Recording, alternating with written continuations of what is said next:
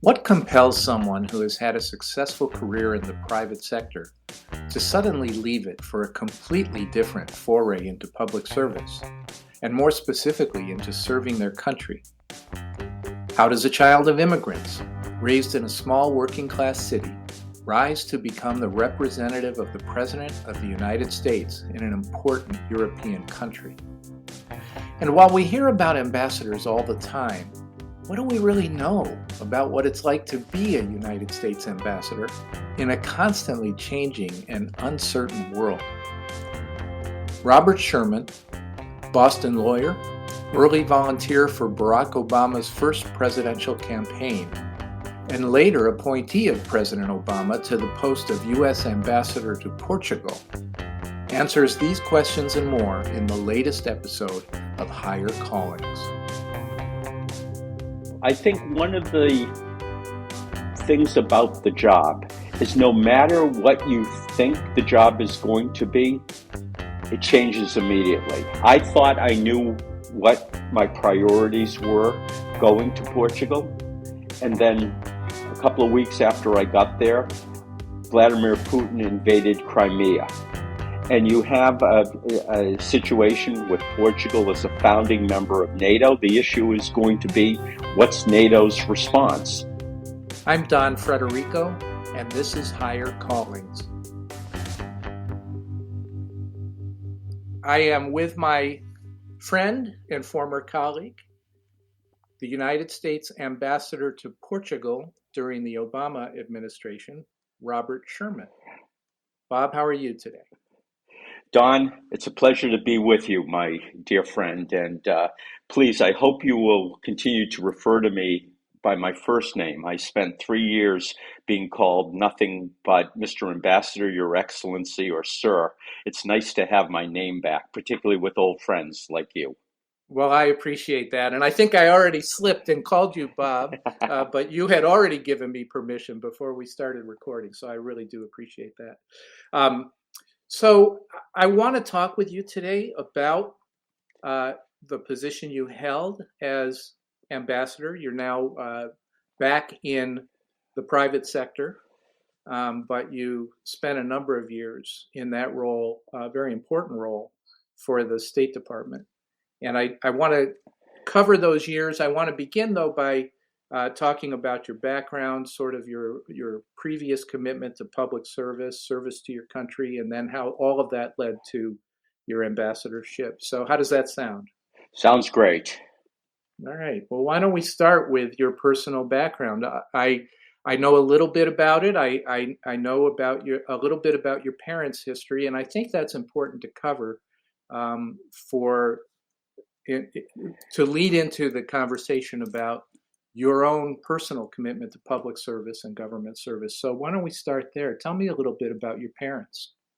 So I think that it became very clear as I got older that the values that I cherished as an adult were the values that were instilled in me by my parents as a child.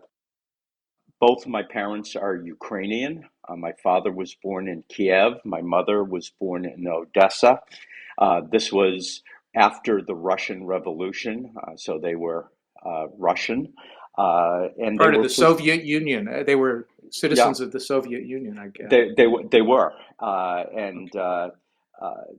that and back then both my parents were from Jewish families, and Jews were persecuted by the Soviets at the time. My grandfather on my mother's side was a deserter from the Soviet army. He made his way across Europe, staying wherever he could till he came to the United States and was able to save up enough money to bring his wife, my grandmother, and my mother over. One of my mother's memories at age 10 is walking up the gangway at Ellis Island, and her mother saying to her, "See that man standing over there? That's your father." For 10 years, she never knew him. My father's family, on the other hand, came over. My mother was 10. My father was 8 at the time. Came over. His parents contracted tuberculosis, and both were sent to sanitariums to hopefully recover, which was far from a guarantee back then. And my father and his two brothers started life in this country in orphanages. Um, Fortunately, my grandparents did recover, probably miraculously, and then set about finding their children and reuniting the family. So, so that part of their lives really instilled in them an appreciation for what this country meant. My father never went to college, but he did go to law school. He was working 3 jobs during the Depression when no one had jobs, and that impressed the dean of BU Law School to give him a chance. He graduated law school, married my mother, opened up a law practice in Brockton, Massachusetts. He was a general practitioner. And then World War II broke out, and he did what men of his age and generation did. He closed his office and volunteered to serve in the U.S. Armed Forces. He Yeah. served in the Army in North Africa, in Italy during the war, and and my mother also took a job helping the war effort. I know that's not unlike your parents, Don, and as I said, that's what that greatest generation actually did back then. Yeah, really a remarkable ethic that our parents had. It was fairly common, but nonetheless brave, courageous, and faithful to the country. So that's wonderful. You mentioned, I want to go back a little bit. You mentioned that your father went to law school without having gone to college. I guess that was possible back then. I think in most states that's not possible anymore, but it obviously shows a real dedication, intelligence, uh, energy on his part that uh, must have made him stand out among his peers who were interested in going to law school. Well, I think part of it also came from his parents. Again, immigrants at the time were all interested in building a better life for themselves and their children. Same as today. And my father knew he wanted to do something more with his life than work as a waiter in a cafeteria or a switchboard operator, which he did overnights because it gave him a cot to sleep in, which and the housing he didn't have otherwise. So this was something that he was intent on doing. And again, this notion of the promise of America, that you could come to this country with nothing but literally the clothes on your back and make a life for yourself and improve, was unique in the world, and that's why people came here, and that's why people still come here. That's what we always have called the American dream. And it's, I know we don't have time to get into this, but it's under attack in so many ways today. Things have changed so much since our parents' generation, but boy, we have them to look up to as role models. And I know you're grateful for that, and so am I.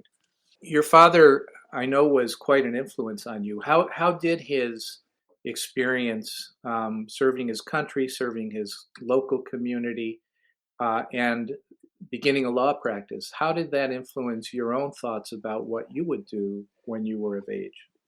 Well, it's interesting because I grew up in a 2 bedroom, 1 bath house in Brockton, extremely small, and which meant that there weren't very many places you could go where you didn't hear what else was going on in the house, and and my father's rule was at the time that the office was open from 9 to 5, but work didn't stop at that point. He would come home for dinner, and then often at night he would meet with clients, and his office in our house was the kitchen table.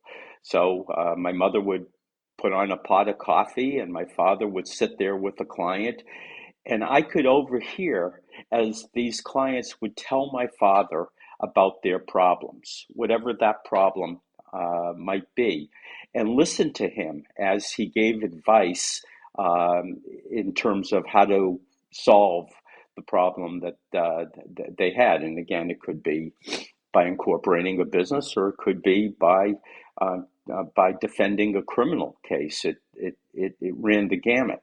But what I learned from that was that lawyers helped people. And that's what the job of a lawyer was, to, to take somebody who had a problem in life and help them through that problem. And that was what was instilled in me and formed the reason why I wanted to go to law school. It wasn't to get a high paying job, it was to be in service, whether in service to people in the private sector or eventually, as I did, service to my state, country, in the public sector.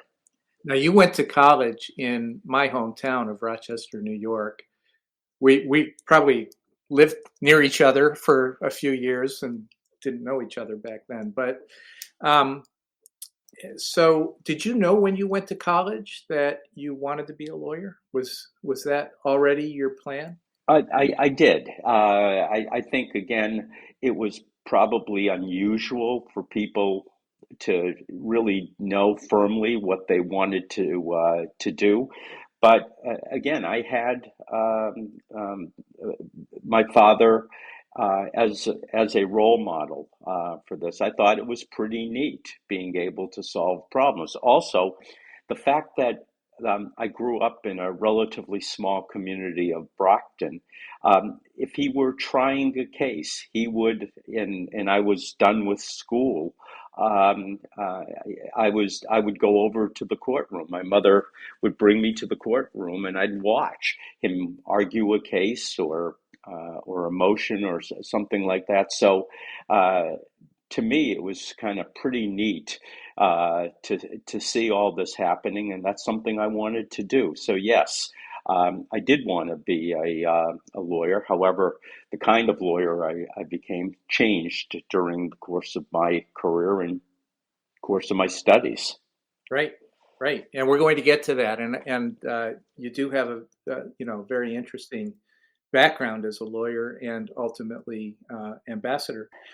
But we kind of breezed through the fact that you and I both were in college when the Vietnam War was still going on. I know you, I think, went to a march in Washington I did. to protest the war while you were in college. But then after the war was over, you went to law school. Did you know you wanted to go into litigation because you became a litigator after law school? Yeah, I think the answer is yes. I like the notion of the action. Again, it's a question of what the right fit was for me, and doing corporate law or tax law or something that was more sedentary just didn't fit my view of what I wanted to do. I also knew that one of the things I wanted to do as a lawyer was to somehow contribute to making life better for people, and litigation seemed to be the right vehicle to do that. At some point, you went to work at the Massachusetts Attorney General's office, I think in the early 1990s. Can you tell us how did that come about and what motivated you to make that move? I think I think, like a lot of my career changes, it was being opportunistic and not being set in any one direction. During my career, I had taken on a lot of cases against the government on behalf of clients, whether they were individual clients, whether they were institutional clients and the like that were some in regulated industries by the government. I took on a series of cases for schools for autistic children uh, based on governmental action to deny services for those children. So I had a pretty good understanding of the Attorney General's role in defending the government in those cases. And I felt at the time that the Attorney General, rather than being an independent lawyer for the agencies, were more beholden to the agencies. And I thought that wasn't the right way. The In Attorney other words, General. you thought that they were viewing their role as counsel to the agencies and less so counsel to the public. Exactly. That the Attorney General is the chief law enforcement officer of the state. They make the decisions. And rather than acting independently to advise the agencies, they were just doing the agency's bidding reflexively. So in the 1990 Attorney General election, which was in the form of a primary. The current Attorney General, whose name was Jim Shannon, was being challenged by somebody named Scott Harshbarger. I thought, well, I have something to say about how that office works. But I didn't know the Harshbarger campaign at all.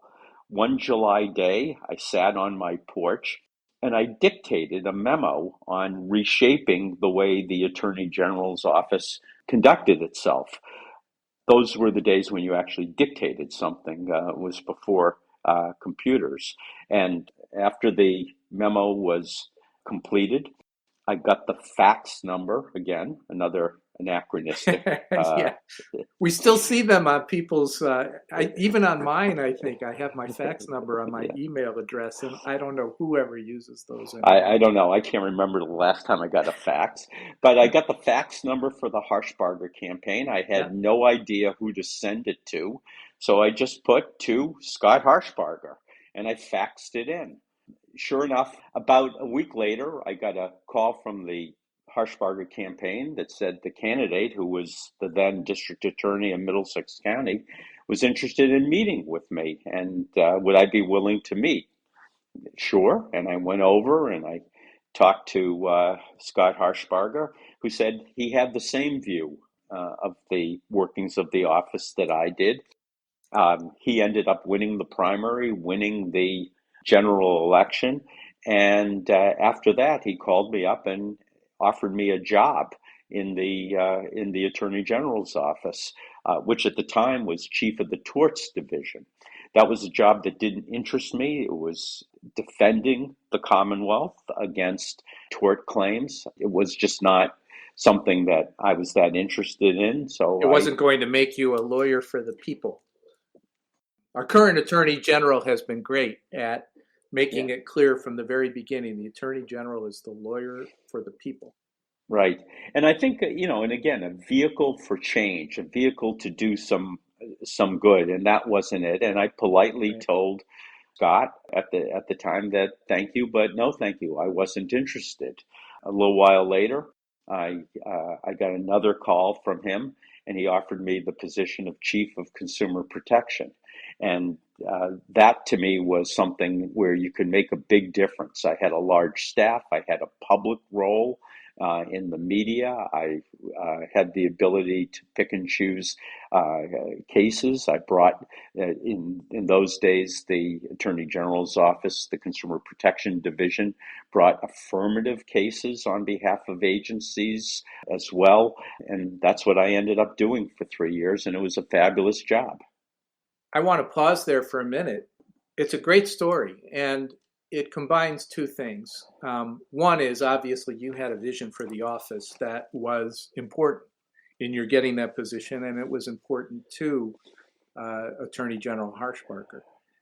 But the other is you raised your hand, and I, I had a very similar experience. There was mine was not in government. Mine was with the Boston Bar Association, but I Mhm. saw a need within the bar association. I had been involved a little bit, not a lot, and I knew the incoming, well, the head of the litigation section of the BBA, and I reached out to him and said, "Look, I see this need, and you should address it."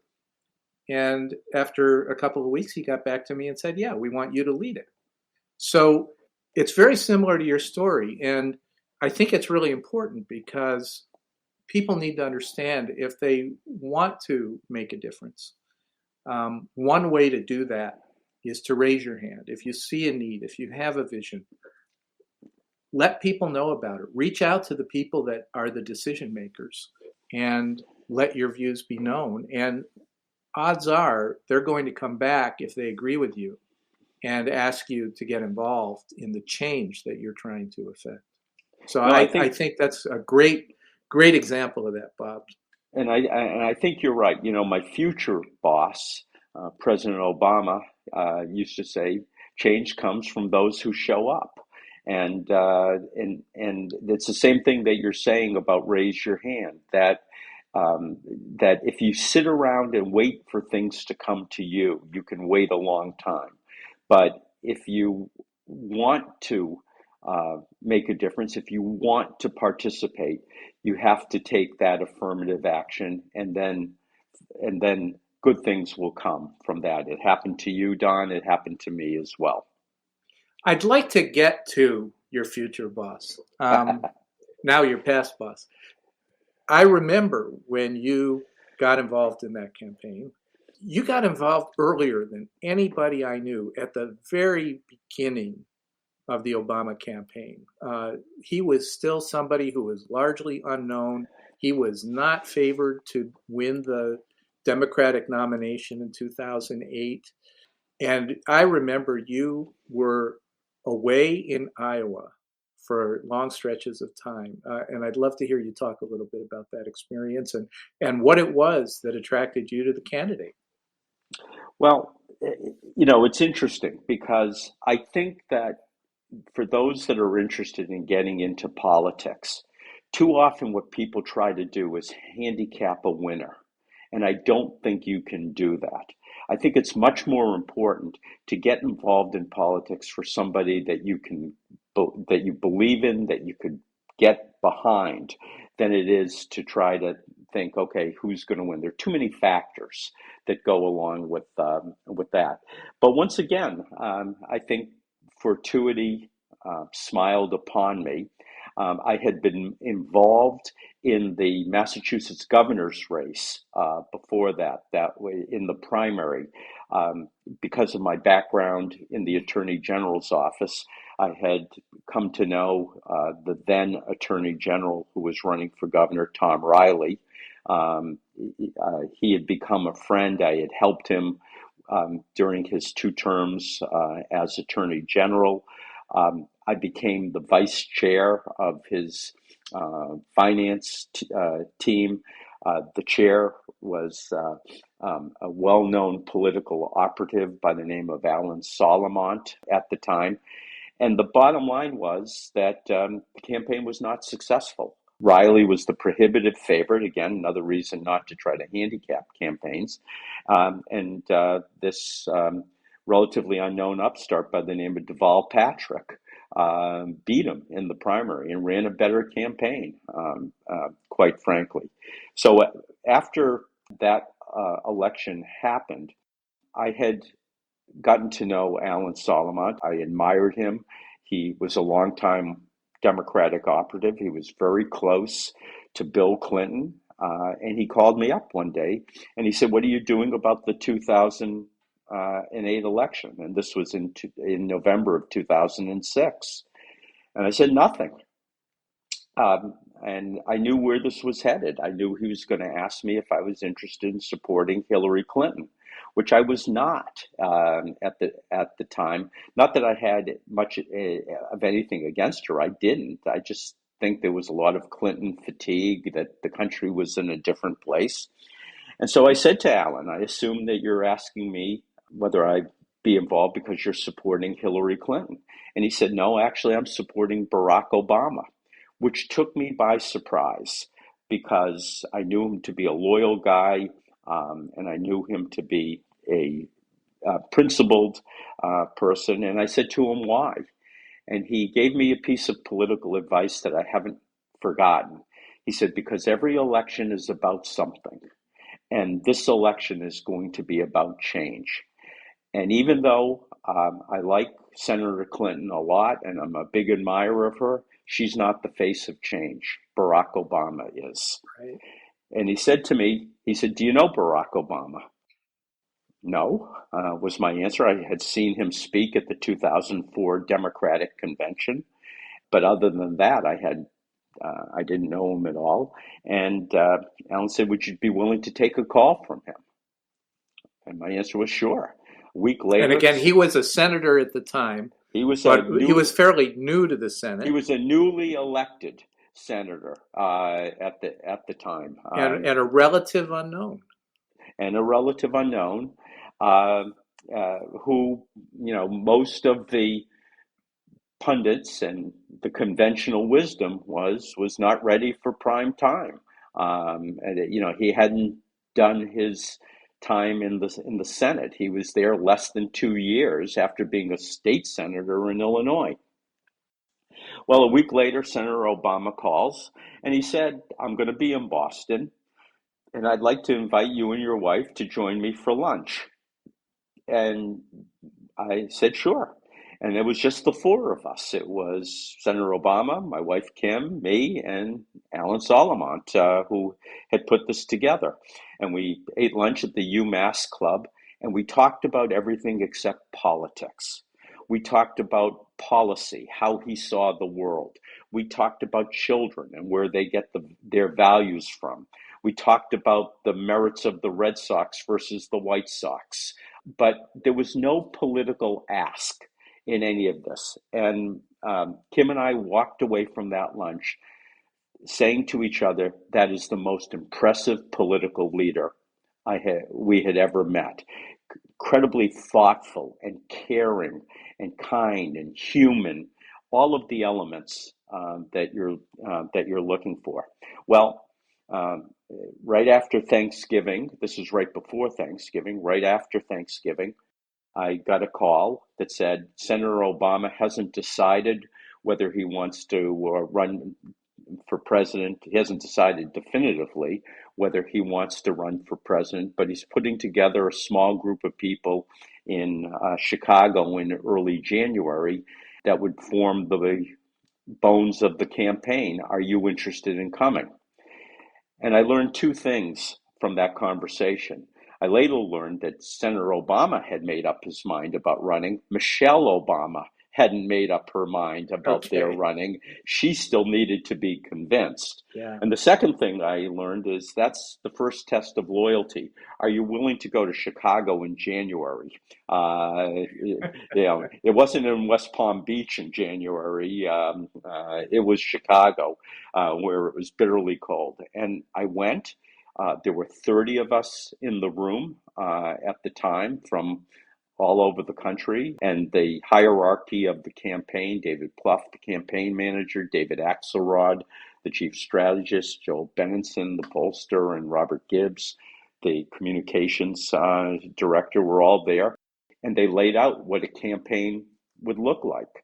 And there was no question about it. It was an insurgent campaign. Right. The notion was we have something to say, but the odds of our winning are not high. So that was clear at the beginning, but we were going to give it our best shot. The campaign was going to be a disciplined campaign, unlike other campaigns, the Kerry campaign in 2004, where the candidate was getting all sorts of differing advice from different people. This was structured more like a corporate organization with Plouffe as the CEO, and then a row of senior vice presidents below. So there was discipline in it, and there was also a phrase that was used from the beginning, which was "no drama with Obama." If you were in the campaign to kind of create something for yourself, you weren't needed. This was everybody focused on the same goal. So that's how I got involved, and I continued uh, my work. Yeah, originally we had to raise resources, so I did fundraising. I did political work. You mentioned trudging through the snows of Iowa, which That's was what I remember. I oh, remember hearing about that. Yeah, yeah, because it was a life. you were there again at the very beginning. Yeah, it was a life-changing experience there. And again, we weren't expected to win Iowa. And the people that were there, it was a small group of us. And to this day, we are a band of brothers and sisters because of that shared experience in Iowa. I did other political work for the campaign. I was also, by the way, in Pennsylvania and New Hampshire, and actually, New Hampshire, we had won Iowa in a surprise. We were way up in New Hampshire, and the view was we were going to win New Hampshire and we were going to knock out Senator Clinton early and just cruise to victory. But a funny thing happened. In a surprise, we lost New Hampshire. People were despondent, and Senator Obama walked into a small room of key supporters in New Hampshire, and he said, "This is the way it's meant to be. It wasn't meant to be easy. It was meant to be hard. We will be better off having lost this in the long run than if we had just won it and cruised to an easy victory." And it was amazing. I'm sure he was majorly disappointed at that time, but it was his sense of inevitability that a race is supposed to be hard and you have to earn it. That it gave everybody a degree of confidence. That's really wise. I've been reading and learning a lot about and thinking a lot about how setbacks are actually often necessary Yeah, to motivate, to learn from. You learn more from failure than you do success, yeah, and so very wise of him to not only perceive it that way, but also communicate it that way to his supporters. Well, yeah, let's move ahead. I mean, he obviously won the election, became president. You and I were practicing law together for a few more years. I ultimately left the law firm quite a while ago, but a very good law firm. And then, after I was gone, I had learned that you had been nominated to be ambassador to Portugal. How did that come about? And tell me what your thinking was about accepting that nomination. well, it actually starts 4 years earlier. It starts after the first election, the 2008 election against John McCain. I had done, as I mentioned, a bunch of work. I had been in the war room on election night as part of a team to ensure that nothing goes wrong in a swing state with a voting machine like Florida in 2000. I had done vetting for the national security positions in the administration, and after the election, I was asked whether I was interested in serving. It was a general question. It wasn't anything specific, and my answer was no. And the reason it was no was, first of all, I didn't get involved in the campaign to get a job.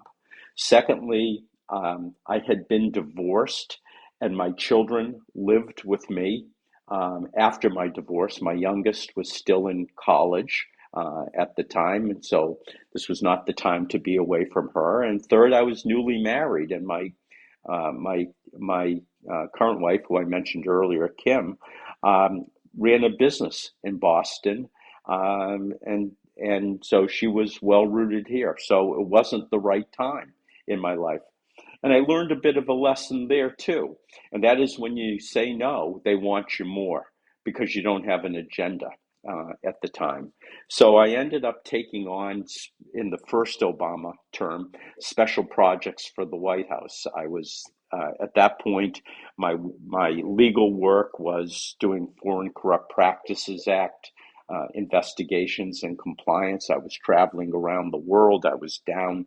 I'd come back. I'd go down to the White House for meetings and for events. Kim had been with me on that. It was a pretty heady time, with the amount of time we were spending in the West Wing or just in the White House and in general. And when the reelect came about, I reprised a number of my roles. And right before the vote in 2012, Kim said to me, if he gets elected again, he's going to ask you if you want to serve again.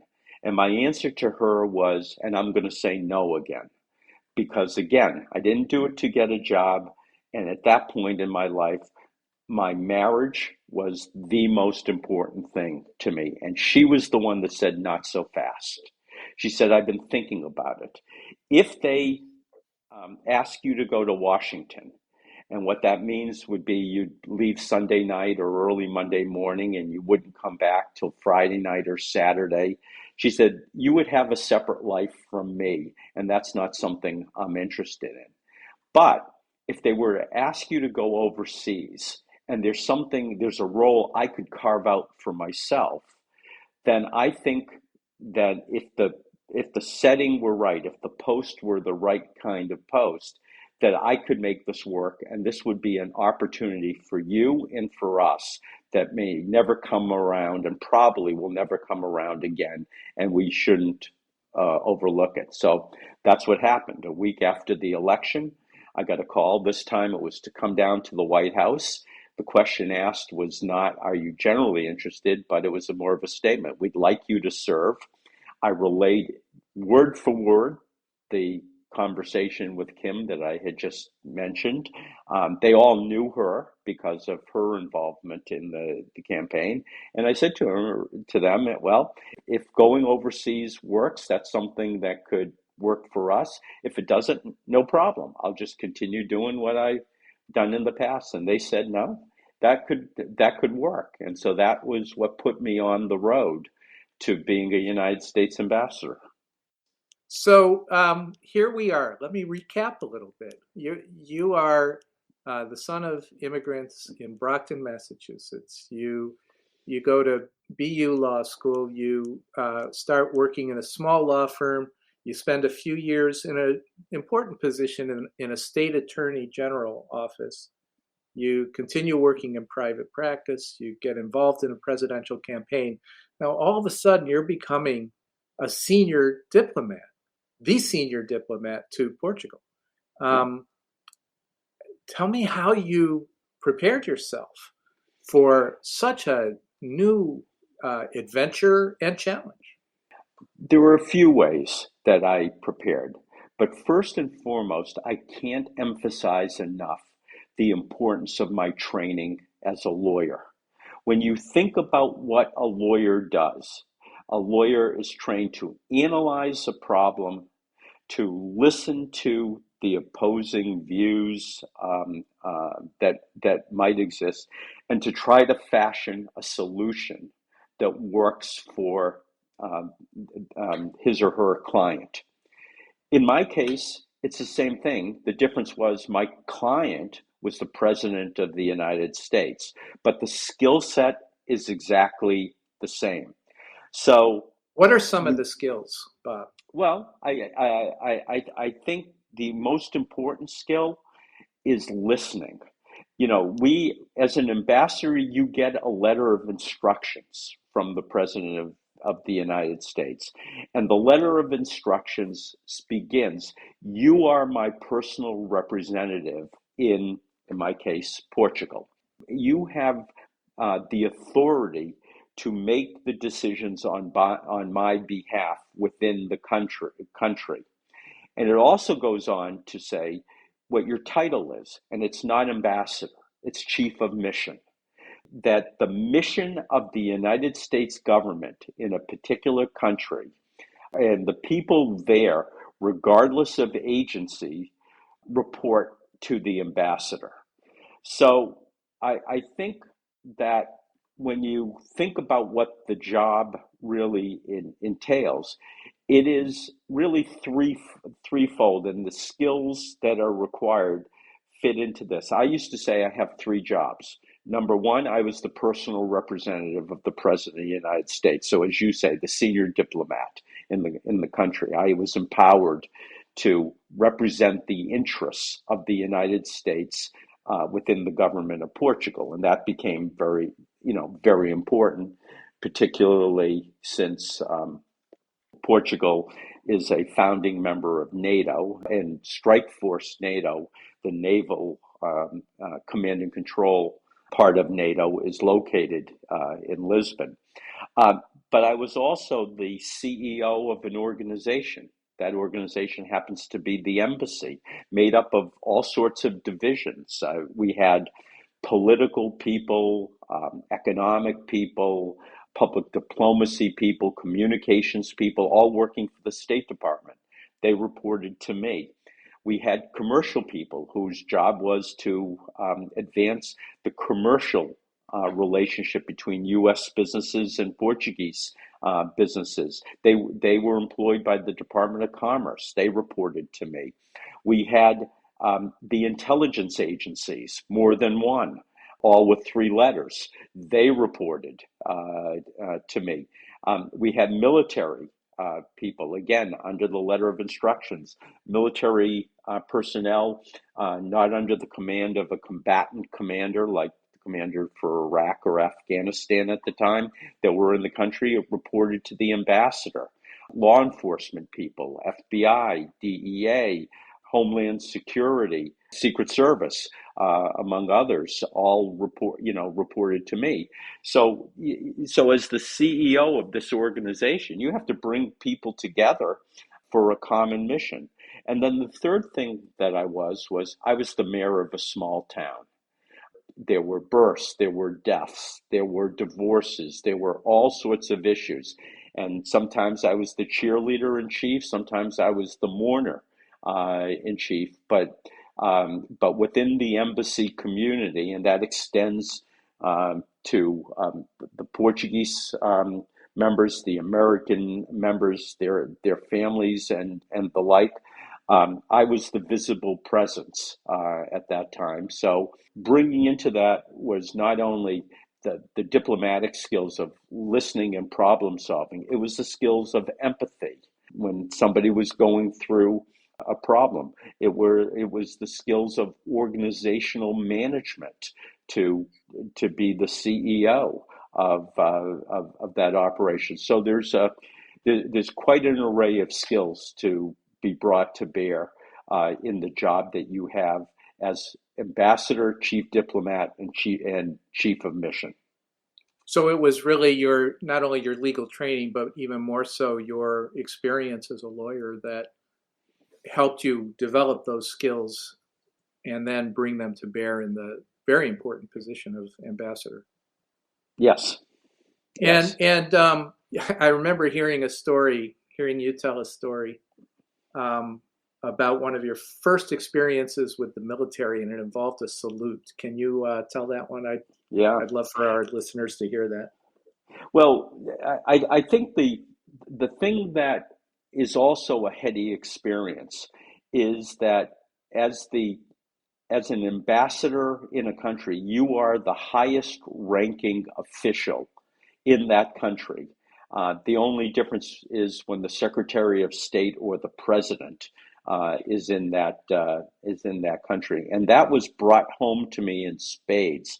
Now, in preparing to be an ambassador, you do a lot of training. They don't just send you on your way. You spend a lot of time in Washington learning about the functioning of an embassy, how to run an embassy, but you're also learning the substance of the job that you have. What are the issues, not only in the country, but what are the multilateral issues, the NATO issues, the EU issues, in my case, and the like. And the other thing you have to learn are the security issues. The embassy is under attack, how do you call in the Navy SEALs? You don't just dial 411 and ask for the Navy SEALs. So the arrangements were made for a group of us to fly down to MacDill Air Force Base in Tampa, where U.S. Special Operations Command is located, and to spend a day with the special operators, learning about what they do and learning about how you call them in if it's needed. I'll tell you, the special operators are as much marketers as they are door kickers and trigger pullers. We flew out of Andrews Air Force Base on a special operations plane, which they had parked next to Air Force One. So you get off the little mini bus that takes you to Andrews. You walk past Air Force One, get on the plane. The first class cabin is, in fact, a mobile operating theater. So if the special operators are in what's known as a wet zone, in other words, there's blood, and they need to be attended to, the first class cabin converts into that, and we rode down, landed at MacDill, and there were about 8 of us, and some of us were rookies, some of us had served as ambassadors before, some were career, some politically appointed ambassadors. So they keep it in a good mix. And what happened was that the plane comes to a stop, and the door opens, and at the bottom of the ramp is Admiral William McRaven, that a couple of years before had been the person that planned and executed the operation that killed Osama bin Laden. A larger than life figure in the American military, a larger than life figure. He was a Navy SEAL by his training, and he's still visible in today's world, even though he's retired.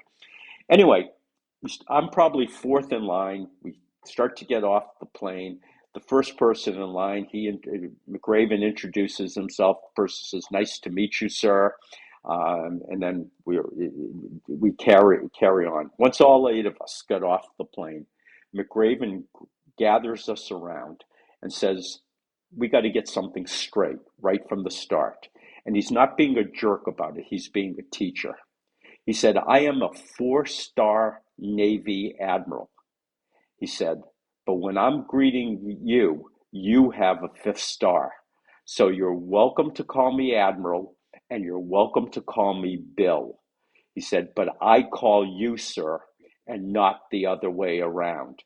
He said that's the way our system works. Military authority always reports to civilian authority, and you are the highest authority in your AOR, in your area of responsibility.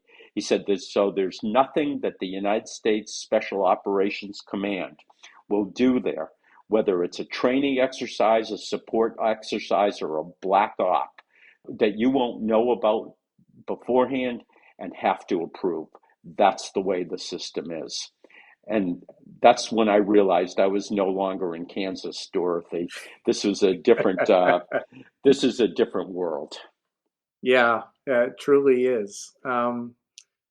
Well, so then you were in that position until the inauguration of President Obama's successor in office.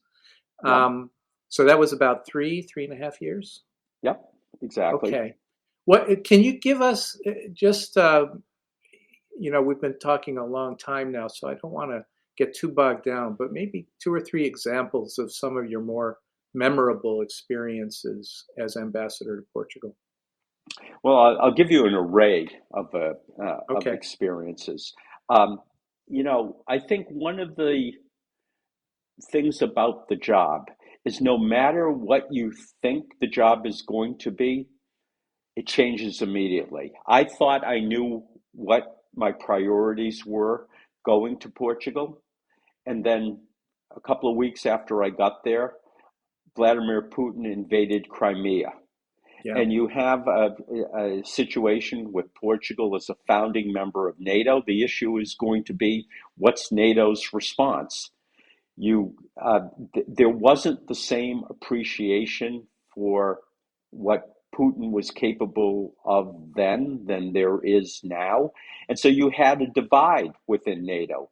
You had the countries in the east, the Baltic states, Lithuania, Estonia, some of the other states in the region, Romania, Poland, all thinking that Putin was not going to stop with Crimea and that he was going to push into their countries as well. You had the countries in the south, like Spain and Portugal and Italy, more worried about terrorism coming from coming from the south, coming from Africa and North Africa. NATO operates by consensus. You have to be at the time 28 for 28. You don't take a majority vote. It has to be unanimous how you have to respond. Now it's 29 for 29 with Montenegro, and hopefully 31 for 31 when Finland and Sweden end up joining. So Yeah. that becomes a negotiation right away. You have to figure out, okay, how do you synthesize the interests of the countries in the south with the countries in the east to come up with a coherent position for NATO to take? And that means you're on the phone with your counterparts in those countries, trying to figure out what those interests are and making sure you work to align them. And you were doing that? You were on the phone with representatives Sure. from other countries. From Okay. my counterparts with the Right. ambassadors in those Right. countries, trying to understand how are we going to find a way. So I'm talking to the Portuguese government. I'm also talking to my colleagues, trying to figure out how can we move our individual countries to a position where we can get consensus. Right. So so I'm off to that start. A few months later. The Greek economy melts down, the largest bank in Portugal fails, and there's a worry from the US Treasury Department that a worldwide economic contagion is restarting. If you remember in 2009 when President Obama took over, the economy was about to go over a cliff. It was still fragile by the time we got there. There was a European economic crisis. The so-called pigs were identified: Portugal, Italy, Ireland, Greece, and Spain as being fragile economically, and that would start the contagion. And so the question was, how do we stabilize the banking system in Portugal in order to keep a contagion from occurring? And When you again, say how do we stabilize, you're talking about how does the United States stabilize it? well, how do we collectively stabilize? And that's the real issue, Okay. because we in the United States have experience with that. We stabilized our own banking system, but you just can't call up the finance minister and say, we're the United States, we're going to kind of solve this problem Right. for you. On the Yeah. other hand, we have experience that we can bring to bear. So you have to figure out, how do you get invited into the room in a way that you can impart that experience without making it look like your host government is incapable of handling their own problems. Sure. So Sure. that's a thorny issue to be able to navigate, which we did. Then we had the rise of ISIS and the refugee crisis coming out of Syria, and terrorists going to fight in Syria, coming back to Europe, and then disappearing within the Schengen zone, the zone that allows you to travel freely. And so we were involved in trying to track down terrorists and trying to figure out where they were ending up within Europe. None of this could be anticipated when I got there. On the other hand, one thing we did anticipate, in which my wife took the lead, was that when Portugal underwent its revolution in 1974, at the time, women not only couldn't vote, they couldn't travel without the permission of their husbands. By the time we got there, you had women graduating with MBAs in greater number than men, women graduating with PhDs. Women were expected to not only take care of the children, but take care of the elderly parents. But they wanted to start businesses. They just didn't have the mentoring skills to be able to do that. So, under the leadership of my wife, who had undergone similar kinds of mentoring in the United States, she cobbled together various elements of programs she had been involved in to create Connect to Success, where we got all the major companies in Portugal to take women on a year basis to mentor them. We provided free skills based workshops. We provided networking events, and by the time we left Portugal, we had 1,100 women business owners that had passed through the program. And what they learned, more so than learning business skills, they learned confidence. They learned to be successful in business. You have to have confidence. You have to be willing to fail, which again was a problem in Portugal because failure was a stigma. But it's hard to be an entrepreneur and hard to be successful unless you're willing to risk it. So we were teaching that. And then the final thing that I'll mention is I got great notoriety riding a Harley throughout Portugal. But again, it wasn't done simply for my recreational amusement. The State Department had a tendency to put out these very dry pieces on social media that nobody was following. Well, when I got on a Harley and I traveled around the country, we got a lot more notoriety. And then what would happen was local mayors who rode motorcycles would invite me to visit their community, not in the armored Cadillac that I was driving in, wearing a suit, but with jeans and leather jacket on a Harley with my security detail around me. And what became a better visual for the local mayor? A couple of guys in suits posing for a picture, or a couple of people on motorcycles with the mayor giving me a tour of the city. So it got a lot more notoriety, and I fell in love at the time with riding a motorcycle, which I've kept up with to this day. Oh, I didn't know you were doing that. Well, I could draw a direct line, I think, from Bob Sherman going door to door in Iowa in 2006 and 2007, and Ambassador Sherman riding his motorcycle around Portugal years later. I mean, you were connecting with the people. You Yep. weren't just going to the highest level.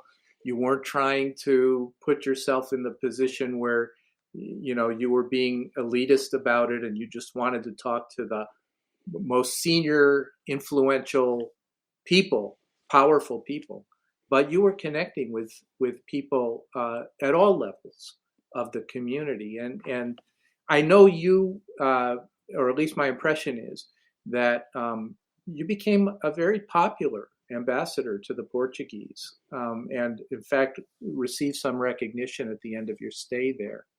Tell me about your relationship with the Portuguese government, the Portuguese people, and Kim's too. I mean, I Yep. think, I don't think President Obama knew when he asked you to serve in that role that he was really getting a 2-for-1 deal. And I know having the two of you as a couple added tremendous value to just having you as an individual ambassador. Without a doubt, she was a rock star in her own right, for what she was able to build. Again, under the auspices of the embassy, but nonetheless was the driving force in that. And I used to remind the Portuguese all the time that they were getting 2-for-1. So that became a steady joke. But my view was that the Portuguese we're a very formal society, a very hierarchical society in terms of, I mentioned, the relationship between men and women going back in time. But their government officials were extremely formal and removed from the people.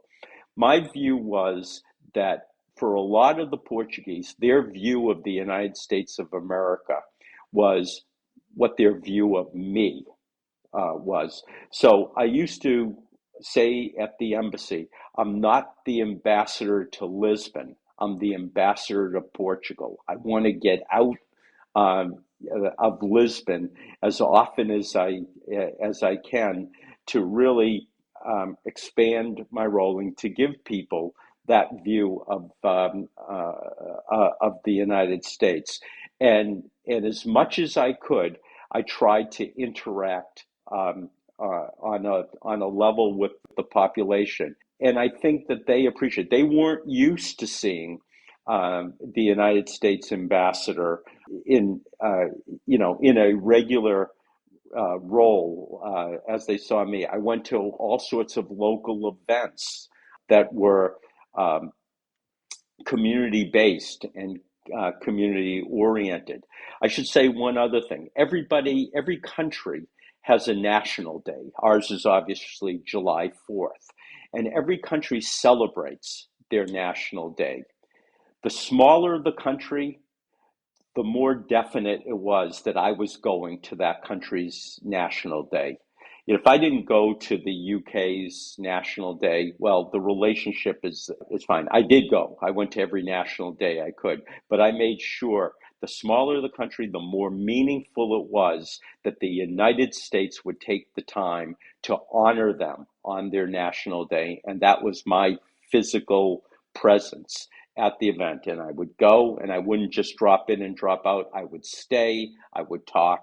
I would do all of that because my view was that I was the representative of the United States and also the representative of President Obama, and they were taking their cues both from the United States point of view and from their view of President Obama from how I acted.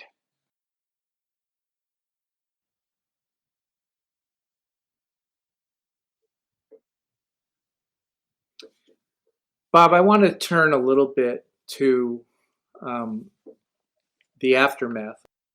You served until the very end of President Obama's administration. I understand that at that time, um, U.S.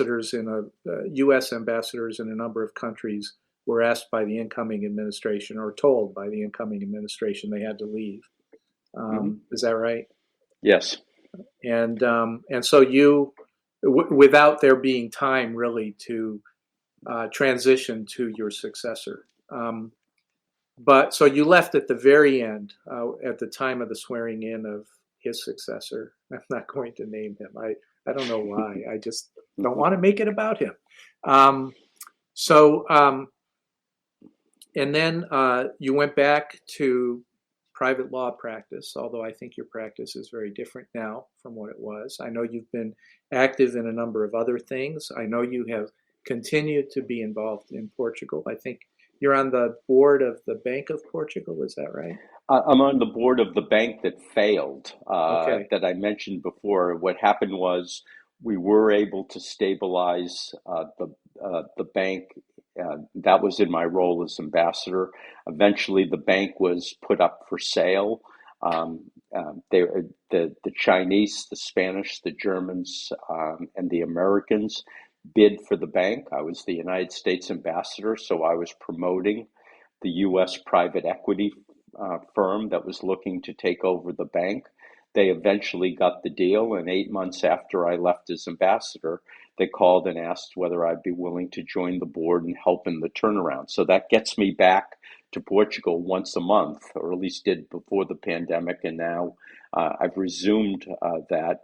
And I'm not just going back as the former ambassador sitting in a bar with a whiskey or a glass of port, more appropriately, in my hand, reminiscing about glory days. I'm there for a business purpose, but it allows me also to keep the contacts and friendships that I made, and there were many um, that fall into that category. And Kim is staying involved in maintaining those relationships she built in Portugal too, right?